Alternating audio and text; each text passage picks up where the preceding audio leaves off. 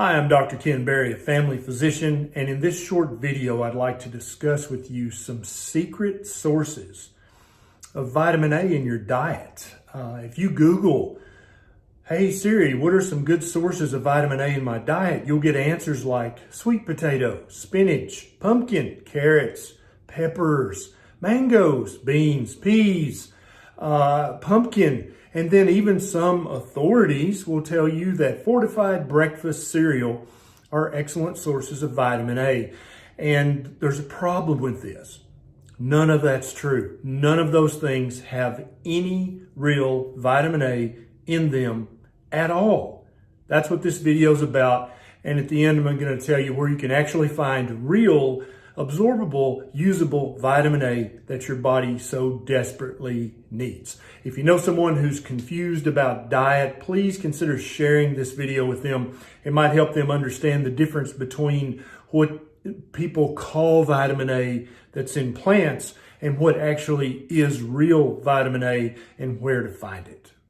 The plants I mentioned earlier contain beta carotene and alpha carotene and beta cryptoxanthine. These things are called vitamin A-like substances, but they're absolutely not vitamin A. You have to be able to absorb these things, first of all, and then after you've absorbed them, you have to be able to convert them from the carotenoid that they are into real retinol vitamin A, which is the usable form in your body. Now, different authorities talk about how much people can actually absorb and how much people can actually convert. And these numbers range very widely, anywhere from 3.6% up to maybe 28%. So there are many people listening to this who are poor absorbers of the carotenoids, beta carotene, alpha carotene, and beta cryptoxanthine. You just don't absorb it. And then there are other people who may be good absorbers, but they can't convert it into usable vitamin A that the human body actually can use. So without doing lots of expensive testing, you don't know if you're a poor absorber or a poor converter or possibly both. And I think this is why some people seemingly do pretty well on a vegan diet, because they're good absorbers and pretty good converters.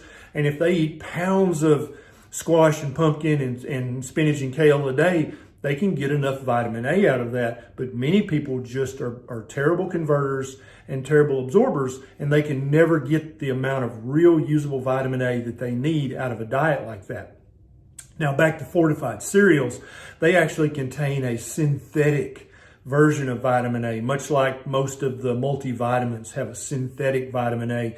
And you can absolutely take too much of that. There's been documented cases where people overdose on synthetic supplementary vitamin A like that, and it actually is somewhat linked to an increased cancer rate. So I would avoid any synthetic vitamin A that's in a fortified cereal or in a multivitamin. Those are not real vitamin A, and they probably are going to lead to problems down the road.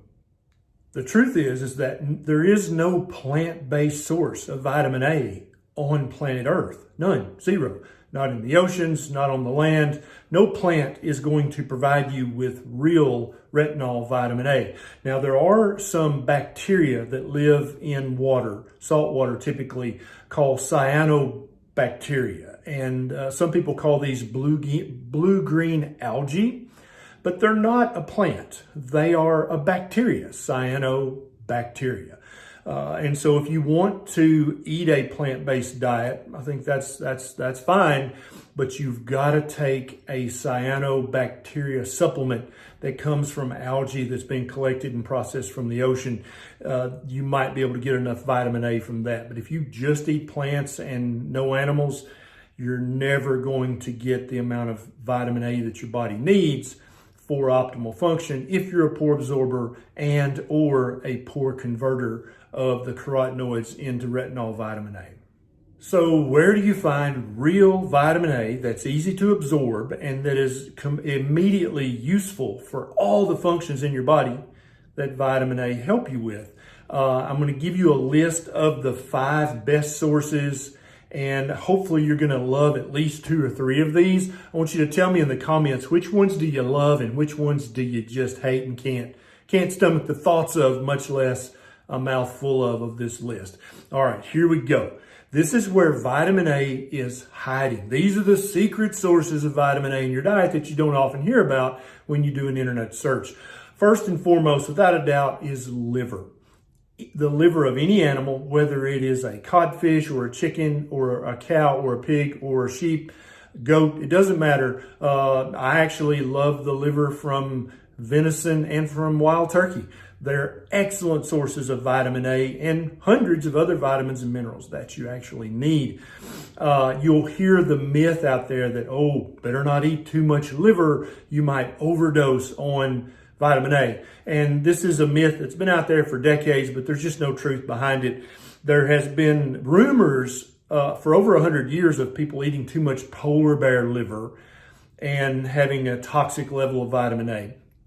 There's one case report of a gentleman who ate 28 ounces of ocean perch liver.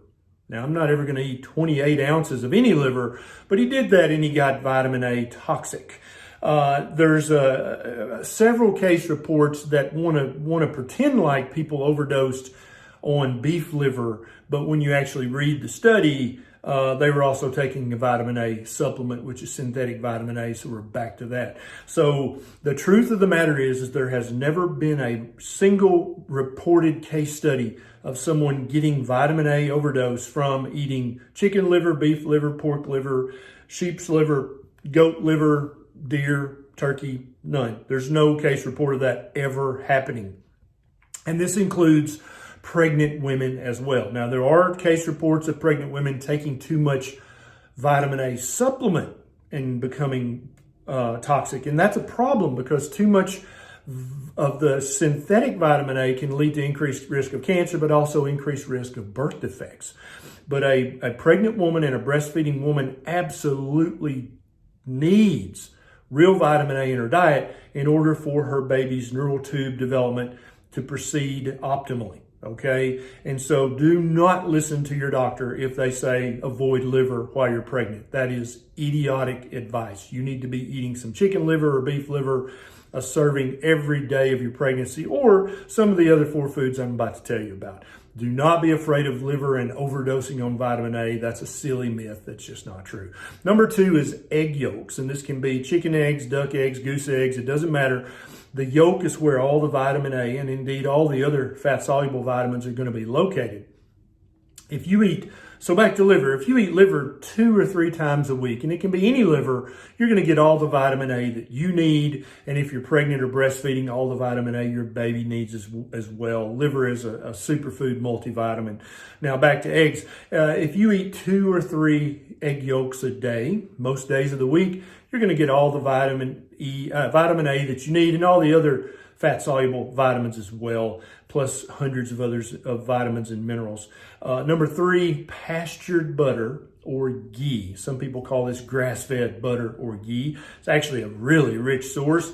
And so if you put some butter in your coffee each day like I do, or you put some butter on your steak, or you put some butter on your eggs, that is an excellent source of vitamin A. There's never been a case report of overdosing on butter and getting too much vitamin A.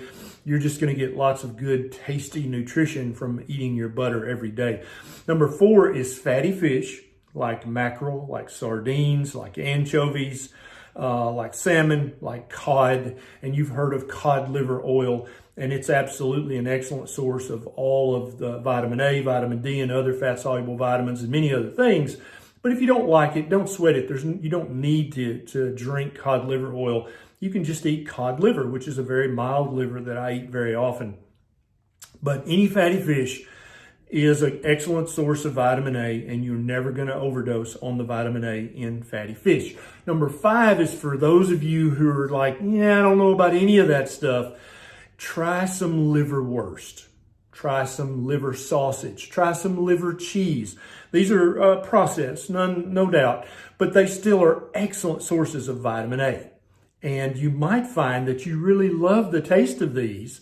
Many people who have reached out to me online and said, I hate all liver, but I bought a half pound of the liverwurst and I actually love it. It's very similar to bologna, and a lot of people just love it once they try it. But those are also excellent sources of vitamin A that you can eat several times a week and get all the vitamin A that you need. We all need a good source of vitamin A, but people who are particularly at risk of having low levels of vitamin A and the complications that come from that are fetuses in the womb, or young children who are breastfeeding, or even at older age, diabetics, anybody eating a low-fat diet, because remember, vitamin A is a fat-soluble vitamin. And so if you're not eating any fat, that's going to destroy your ability to absorb any vitamin A that might be in your diet. People without a gallbladder need to really pay attention and try to eat one of these vitamin A rich sources of food each day. Vegans, and then also alcoholics. Vitamin A is one of the many vitamins that it becomes more difficult to absorb if you drink too much alcohol. Now, if you enjoyed this video and you'd like to get a notification next time I post a video, then click that little subscribe button right down there and the little bell button right beside it so you get a notification next time I have a bright idea. Also, join my wife Nisha and I on our Facebook Live. We do one every Monday night at 7 p.m. Central Standard. You can hang out with us and ask your questions and see what's going on in the low-carb, keto, carnivore world. This is Dr. Berry. I'll see you next time.